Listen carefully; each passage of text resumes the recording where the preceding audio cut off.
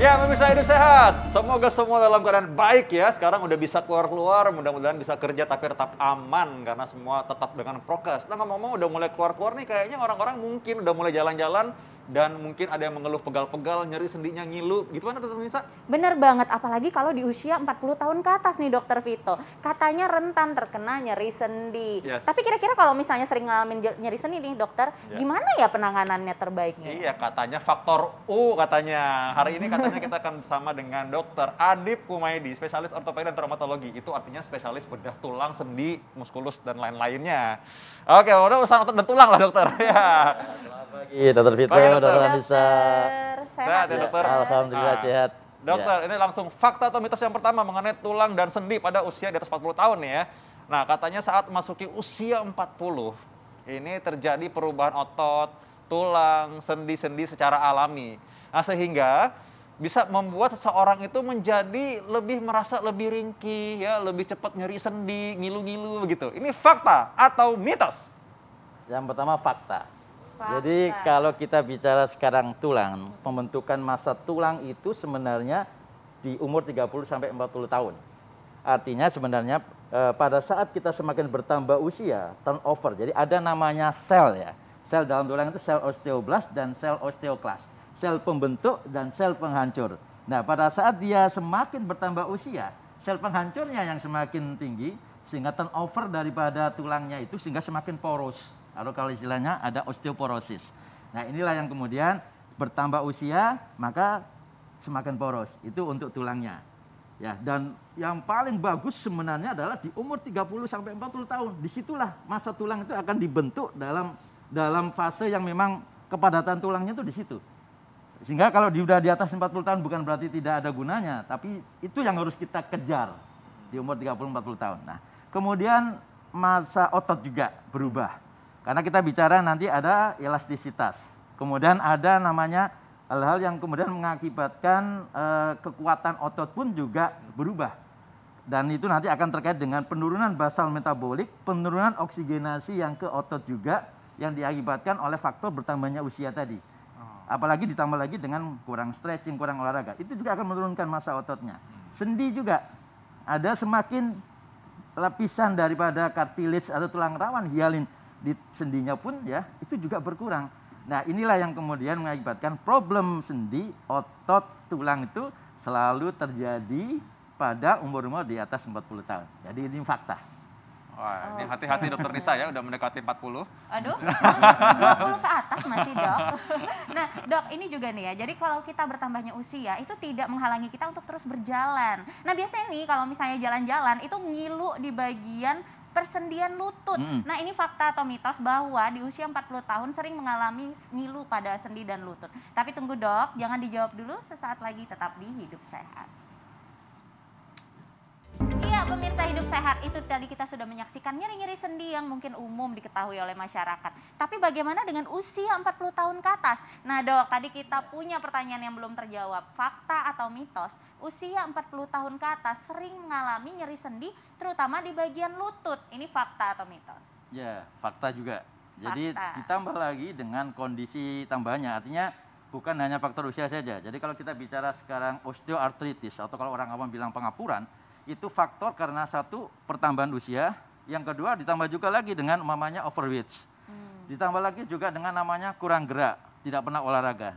Jadi ada kekakuan atau LJMS ya, Limited Joint Musculoskeletal Syndrome. Jadi ada sindrom dikarenakan kita kurang gerak itu sehingga kekakuan pada sendi. Nah, pada kasus dengan dia degeneratif dikarenakan osteoartritis, kenapa sering terjadi pada lutut? Karena kita bergerak. Dan kenapa dua-dua lutut? Karena kita bergerak pakai dua kaki. Karena itu weight bearing, jadi tumpuan di tubuh kita itu mulai dari ankle, lutut, kemudian panggul dan tulang belakang. Di titik-titik itulah yang sering terjadi nyeri-nyeri sendinya. Nah, ditambah lagi dengan kalau umpamanya kita itu berat badan kita itu tambah besar karena 0,5 pertambahan berat badan itu menambah berat ke lututnya 2 kilonya. Waduh. Jadi 2 kali lipat. Ditambah lagi kalau kita naik tangga, maka akan menambah lagi 2,5. Turun tangga 3,5 kali lipatnya dari penambahan berat badannya. Jadi ini yang menjadi penting sehingga kalau kita bertambah berat badan, ini pun akan memicu untuk kemudian nyeri pada lututnya. Jadi orang mager, lalu nyeri sendi, tambah mager, tambah sakit lagi sebenarnya Betul, lama-lama. karena dia harus move. Karena kalau kita bicara ini adalah sendi, maka salah satu solusi yang selalu kita sampaikan, gerak, harus gerak. Sehingga kenapa sering terjadi nyerinya pada saat bangun tidur, duduk lama di kantor, ya itu karena dia nggak ada gerakan. Tapi pada saat dia stretching, jadi kenapa sekarang bahkan Kementerian Kesehatan kan selalu bilang 2 jam suruh berdiri ada pergerakan, stretching. Nah itu adalah salah satu upaya untuk mengurangi nyeri-nyeri sendi.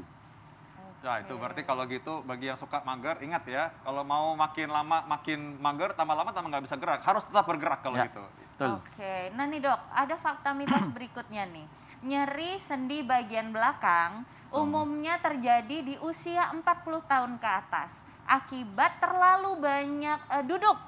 Ini fakta atau mitos? Fakta juga tadi, karena mager tadi. Karena mager. kalau umpamanya kita dengan usia tadi di atas, jadi kita diberikan satu alarm sebenarnya. Pada saat usia kita di atas 40 tahun, maka harus ada olahraga kita seperti apa. Berat badan kita seperti apa yang harus kita manage lah. Ya, kita atur. Makanan kita yang harus kita makan pun juga kita atur. Karena apa? Di alarmnya tuh di 40 tahun tadi. Ditambah lagi kalau kita itu sering duduk, maka nggak ada pergerakan tadi. Dalam posisi duduk kita kerja di kantor, kalau masih yang sekarang WFO bukan WFA ya. Apalagi WFA sebenarnya. Karena sebenarnya pasien kemarin pada saat kita pandemi, kasus kita loh nggak kerja di kantor, tapi di rumah main Zoom terus gitu loh. Nah itu juga memicu. Jadi duduk menjadi salah satu faktor dan itu fakta. Nah itu kalau gitu memang namanya kita juga kalau nanti mau gerak juga berarti harus pikir-pikir ingat usia dulu ya. Betul. Coba kapan ulang tahunnya ya, mesti ingat dulu nih ya. Jangan lupa nanti. Oke berikutnya, fakta atau mitos berikutnya nih ya. Sendi dan pergelangan kaki ini ya mudah mengalami cedera saat lagi usia di atas 40 tahun. Ini fakta atau mitos? Sebagian fakta, sebagian mitos, tergantung. Jadi pemicunya bukan karena usia saja. Pemicunya tadi itu juga. Karena ada berat badan, lalu jatuh, kemudian kadang-kadang memilih aktivitas, olahraga terutama. Jadi kalau umpamanya di umur-umur di atas 40 tahun, kita lebih sarankan untuk move-nya, bukan pressure-nya. Jadi lari, loncat, kita lebih kurangin. Olahraganya lebih ke arah pergerakan sepeda, renang, ya. Itu lebih baik, ya. Kalau untuk tulang belakangnya, lebih ke arah yoga. Jadi senam-senam stretching tulang belakang itu yang penting tuh. Jadi pilihan-pilihan itu karena kalau umpamanya kita salah memilih aktivitas olahraga itu yang kemudian bisa menimbulkan cedera. Oh, baik. Jadi asal gerak juga itu juga nggak boleh juga sebenarnya. Betul, harus ada Ya. ininya dulu. Nanti Harus kan- ada menyesuaikan tadi itu. Karena ngasih beban tadi itu ya Betul. ke sendi-sendi dan tulang. Nah, Nisa hati-hati dong dokter Nisa. Waduh, saya mah, tapi memang harus dijaga dari sekarang ya dok ya, Betul. dari muda gitu Betul. ya. Nah ini ada fakta mitos selanjutnya nih. Kadar gula darah tinggi dapat membuat tulang rawan menjadi lebih kering dan kaku. Akhirnya mudah robek. Ini fakta atau mitos? Itu sebagian masih dikatakan mitos karena sebenarnya tidak ada beberapa penelitian yang mengatakan bahwa tidak ada hubungan secara langsung diabetes ya, terus kemudian dengan problem pada nyeri tulang dan sendi. Tetapi ada korelasi dari akibat dari diabetesnya itu, perjalanan dalam proses diabetesnya itu, kemudian terjadi ada namanya neuropati, kemudian bahkan ada mikro atau makroangiopatinya. Jadi istilahnya itu penyempitan pada saraf dan pembuluh darahnya. Terus kemudian akhirnya mengakibatkan juga ada istilahnya mengurangi elastisitasnya. Itu ada namanya aktivitas enzim yang juga terpengaruh di situ. Nah, itu yang kemudian akhirnya memicu untuk terjadinya problem-problem pada nyeri tulang, otot, dan sendi. Tapi tidak secara langsung bahwa orang diabetes pasti kemudian akan terjadi itu, tidak. Tapi dia akan masuk di dalam satu kondisi yang nanti kalau ini tidak diperhatikan, maka dia juga akan bisa terjadi keluhan-keluhan nyeri otot dan sendi. Gitu. Tapi berarti orang diabetes juga tetap mesti olahraga ya sebenarnya Harus, ya? karena Iya. pengobatan diabetes itu bukan hanya obat saja. Iya. Salah satunya adalah diet dan olahraga. Nah, itu ingat, jadi harus dilatih juga ya, supaya gulanya dipakai sama ototnya ya. Betul. Nah, dokter, ini ada yang suka juga mungkin memikirkan, ada deh saya mau jalan pintas aja deh katanya. Jangan pengen disuntik-suntik aja gitu. Nah, suntik-suntik itu ya mungkin kan pemirsa kita perlu kasih tahu bahwa ada berapa pilihan dan mungkin sebenarnya gunanya apa sih supaya nggak terlalu ekspektasi berlebihan gitu ya mengenai itu. Ya, jadi kita selalu melakukan penata laksanaan sesuai indikasi. Kalau kita bicara nyeri sendi, ada osteoartritis, ada grading, ada derajatnya. Kapan itu kita harus lakukan penata laksanaan mamanya dengan suntikan? Kalau istilah orang awamnya pelumas, ya kan? Atau kalau mamanya nyeri dikasih suntikan untuk kurangi nyeri. Tapi itu pun kalau suntikan nyeri itu terlalu sering terus-menerus diberikan, itu nanti akan merusak pada tulang rawan hialinnya gitu. Jadi kita lebih selalu sarankan jangan sering-sering disuntik. Ya. Tapi kalau pelumas pun, pada kondisi yang grade-nya 2, grade 3 masih bisa, Pak.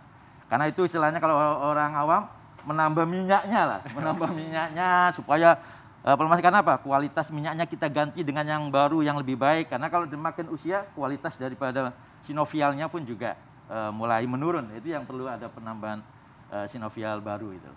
Oke, tapi ini mungkin masyarakat bertanya-tanya, kan kebanyakan pengennya instan ya dok ya. Ya. Nah, cepat hilang lah sakitnya, atau misalnya ditambahin lagi deh cairannya gitu kan. Nah, itu berapa lama dan berapa sering bolehnya dokter? Kalau suntikan nyeri, kita sarankan kalau benar-benar sakit banget, itu pun setelah tidak bisa diterapi dengan obat-obat anti nyeri, obat minum anti nyeri.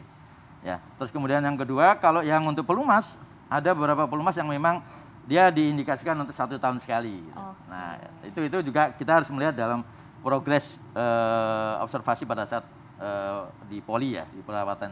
Jadi orang per orang ya. Jadi ingat, tidak semua ada ikut-ikutan, oh kemarin kok baru saya juga mau dong gitu, nggak bisa ya. Dan memang ini sekali lagi bukan semacam solusi instan, tetap Anda harus bergerak dan olahraga ya dengan cara yang benar. Nah, dokter ada lagi nih dok, cara instan yang soalnya banyak dijual-jual tuh. Nah, orang pakai kayak semacam supporter gitu ya, deker atau alat ortopedi. Nah, itu kadang-kadang kan mereka mungkin harus lihat nih pilih yang mana, atau maksudnya ini yang benar apa sih, cara pakainya gimana gitu. Ya, memang kalau ada knee support atau ada ankle support, ada kalau istilah orang ngomong deker ya, itu yang memang sebenarnya kita sarankan pada orang yang beraktivitasnya masih tinggi, tapi kemudian sudah ada problem di sendinya. Jadi itu menjadi satu support sebenarnya, tambahan suportif tapi bukan pengobatan kausatifnya. Dia hanya suportifnya saja itu. Dan itu oke. Cuman memilihnya ya, kalau bisa selalu kita sarankan jangan yang model yang kemudian kayak selongsong ya, karena itu nanti akan pressure ke pembuluh darah segala. Jadi benar-benar memilih supportnya itu kalau bisa atas indikasi dari dokternya. Jadi dilihat dulu problemnya, nanti pilihannya yang, karena banyak pilihan-pilihan yang memang kita sesuaikan dengan kondisi daripada nyeri-nyeri sendi dan lututnya kalau kita bicara di lutut gitu. Jadi sesuai dengan orangnya masing-masing ya. Baik. Baik. Nah dokter, gimana nih? Kan biasanya kalau sebelum usia 40 tahun dan belum terjadi nyeri sendi, kan kita masih bisa cegah. Tapi kalau udah terjadi dan terlanjur, cara mengatasinya bagaimana? Apa nih tipsnya nih dokter? Ya, jadi yang jelas yang pertama pada saat kita bicara problem di nyeri sendi, tetap obatnya yang utama bukan obat anti nyerinya. Obat anti nyeri itu hanya sekedar untuk istilahnya simptomatiknya saja, mengurangi keluhan saja. Tapi itu pun nggak boleh terus-menerus. Yang kedua, bergerak. Itu yang paling penting. Jadi olahragalah dengan olahraga yang banyak geraknya apa? Renang, sepeda statis atau sepeda di luar ya. Itu dilakukan. Terus kemudian yang paling penting ini, yang susah gitu ya, apa? Diet.